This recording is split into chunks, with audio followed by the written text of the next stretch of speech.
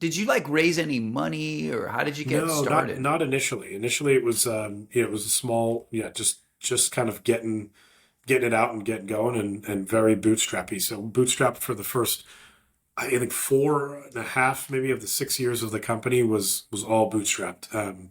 And so that just meant initially started to stitch together a open source ad platform called OpenX that allowed us to start connecting different sources of display advertising, and then had the ability to use a pixel to be able to do some very basic retargeting, and that was literally hacked together.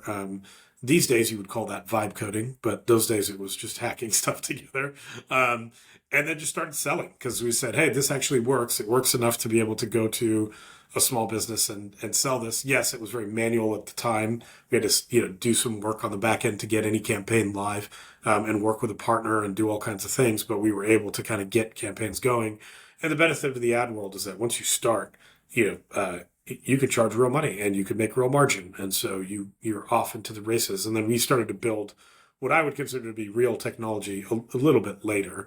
But for the first year, maybe even year and a half, it was very hacked together. And then that allowed us to at least get going and make, at that time, quite a bit of money in the early days. I think we got to something like, 50K in MRR, just hacking it together, and then started to use that cash to hire and then get going. Awesome. You know, Um, okay, so that's the kind of entrepreneurial journey. And then what was the eventual outcome? When did you leave yeah, Retargeter? yeah. So we ended up selling the company in 2015. The company got to tens of millions in revenue. We built an early, not so good version of the product, and then using an outsourced kind of service provider. Then we kind of built it internally with our own talent, and then built it again internally. But anyway, we were in a great place. We had customers all over the world. We worked with some of the largest ad agencies. We were selling to folks like Uber and Twilio in the Bay Area. And then we sold the company in 2015. We were just about 50 people at the time. It was an outcome. That was 2015. And then from there, made my way over.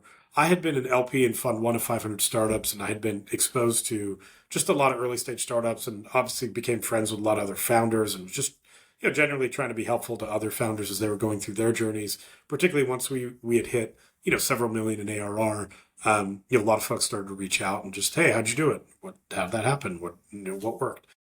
And so started to be in the mix with other founders and supporting them, and that's where I just kind of really enjoyed that and really enjoyed working with other founders and helping them out.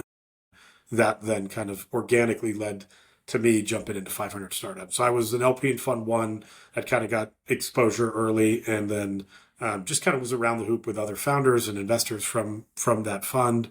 And so they said, "Hey, why don't you just come in and hang out as an EIR initially?" I didn't know what I was going to do. I didn't know if I was going to go start another company or do whatever. But I just really enjoyed it. I loved working with young ambitious founders, going through the program, and pretty quickly found myself as a partner at the fund.